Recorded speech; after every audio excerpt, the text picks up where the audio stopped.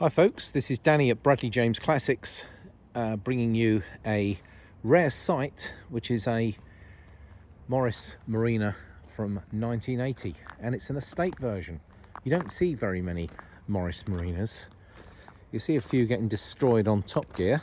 However, you don't see many in the real world, and this one is a genuine survivor, and we've just taken it in as a part exchange against a very lovely Hillman Husky we had. The gentleman who's owned this car for 3 years. It's been his pride and joy, and he was in the throes of making a few improvements, but he actually bought it from a classic car dealer, and the car itself had been tucked away in dry storage in a garage for many years. That's why it's still current and present today, because there's certainly not very many of these left. The model is a 1300 HL, which means it's got the legendary 1275 cc B series engine from British Leyland, and the car itself is rock solid. I've had a car on the ramp, we've had a look underneath, and it is super solid, and it clearly is a genuine survivor. Now, you can probably notice without being too sharp-eyed that the car has been treated to a very lovely, luxurious, glossy black paint job on the two front wings and the front panel and the bonnet and the other wing and the scuttle panel in the front, and that looks super, in great condition. Now, the rest of the paintwork is actually been flat and polished, and the story goes the gentleman had booked it in to be fully repainted. It was only the front section that had a few dents where it had been parked up for many years, and the guy who sprayed it was under the impression that if the car received a very good flattened polish, it would actually come up quite nicely. Well, the only bit that was done was the flattening down, and it hasn't had the polish, so the car is very straight. There isn't any dents, there isn't any signs of any rust in any of these panels, and if you get up quite closely, they've just done a little sample bit where they polished this bit, so there is the potential for the car to be polished up. However, I don't think, however well you polish it, I don't think you're going to be getting it to look as good as fresh paintwork. So the truth of the matter is, it probably would benefit from the rest of the car being painted to match the front, but you're doing it on a very solid base. The chrome bumpers are really good, so this is an early Marina. We haven't moved over to any sort of plastic bumpers or anything like that at this stage. Super practical. You've got a really big estate boot. You've got seats that fold forward here, and there's a huge rubber mat, and underneath here you'll see that you've got a nice solid floor. There we are, and we've literally just taken this car in as part exchange, and having taken it for a drive, memories come flooding back from having driving about in these cars in the 1980s as I did, and this one is a genuine survivor. You just don't get very many Allegro estates ever for sale, and this one is something where you can drive absolutely as it is. It has MOT through to July 2021, a few minor advisories. There's a receipt to show that the wheel bearings and the oil seals have been done in the axle. The tyres are all in good shape, good matching set of tyres.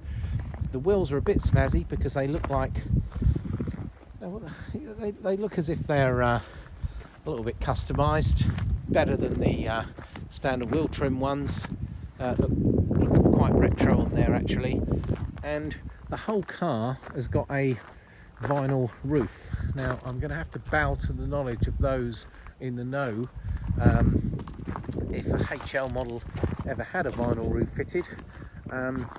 Hope so, because this one has. It starts on the button, it drives really well, and it is fully ready to go and to be enjoyed absolutely as is. Now, I'm going to get up close and show you any imperfections in the bodywork. So we've discussed the front. If I get in close, you'll see that the chromish trim that fits around the glass here, the chrome has started to peel away a little here. There's a few little splits in the windscreen rubber down here. Doesn't leak inside. That was mentioned to me by the previous owner. We mentioned the flatness of the paintwork here. If you can see it up close, you'll see what I'm on about. But you come down a little more, and you see how nice and shiny it is down there. So you might find the polishing idea was not such a bad one. The brakes work fine, good steering and suspension. Chrome work through the back is really good. I'm going to see if I can give you a bit of an idea of what she's like underneath. It's a dry day today, so I don't mind doing this sort of thing when it's nice. You can't see everything through there, but certainly this is the fuel tank at the back, and you'll see that the car's been under sealed and everything is present and correct under there. Looks like you got two fog lights for some reason. Might have come from a foggy part of the country. And walking down the side of the car, you'll see that the panels are nice and straight, albeit there's polish required. I may be in a minority here, but I've always considered the Marina to be the real sort of family British car of the era. I know they get a tough time on some of the TV shows I mentioned earlier, but what's not to love about the old Marina estate? Now the interior is really nice, as in it's in excellent condition and it's really weathered very nicely. I open the back door. As you can see, those seats, it's like a velour material because the HL is a bit posher than the L. Door card's in good order. There's that slopey dashboard going the other way, and believe it or not, there's a Blaupont stereo someone's fitted in there. There's that clock down in the console, dials through here. Somebody's fitted an electric aerial to work with that radio, but the dashboard is free of damage and in good order. Steering wheel's got a lot of life into it, and it's even got the Morris Marina handbook there. Spacious car, excellent legroom in the back. Door card in really good condition, a little bit bendy at the bottom, but look how solid that is through here. Got a little minor nick here where there's a little split in the seat, but otherwise the velour interior is in really good shape back here. Survived really well, and I'm going to go around and have a sit in the front. Now it's showing 11,187 miles, and I'm going to take a wild guess that even though, do you know, there's aspects of the car which are in super condition, I'm going to take that as meaning 110,000 miles. We can never be sure with these classic cars, but I think that's reasonable.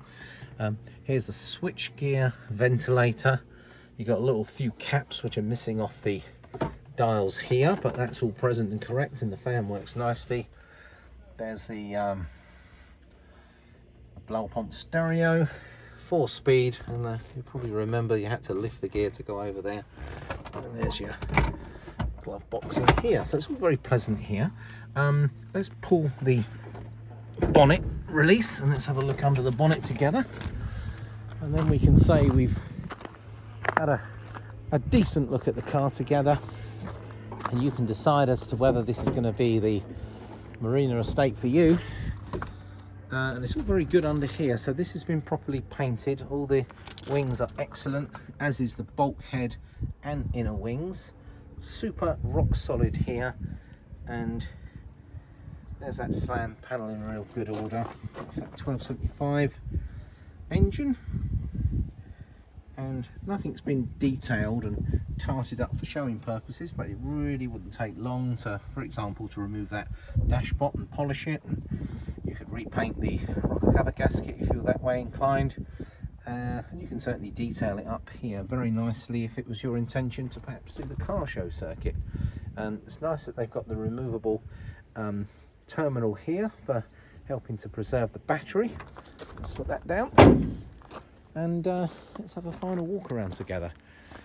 That's 10 minutes we've spent looking around a 1980 1300 HL Marina, and a real survivor because this one had been parked up for many years, fully recommissioned, everything that was needed to be done to get for its MOT, and in regular use again. So folks, if you fancy a Marina, this one is priced at a price point which means you can just jump in and enjoy your classic motoring at a budget, or if you wanted to, you could improve this car, take it to the next level, and I think it would be quite popular actually at any car show, whatever condition it's in, because of its rarity. But this is one which I believe represents really good value for what we've got it up at, and it's a lovely car to drive. It's a very rare sight on the road today, and it's available in stock now in our location down in Hampshire. We've got our own workshop here, expert classic car mechanics who do thorough PDIs. They make sure the cars are good to go out, thoroughly checked over, and we also offer a delivery service to pretty much any location in the UK, and even if you're overseas, we're very happy to work with your shipping partner should you decide you wanted to own such a car anywhere else in the world, and why not?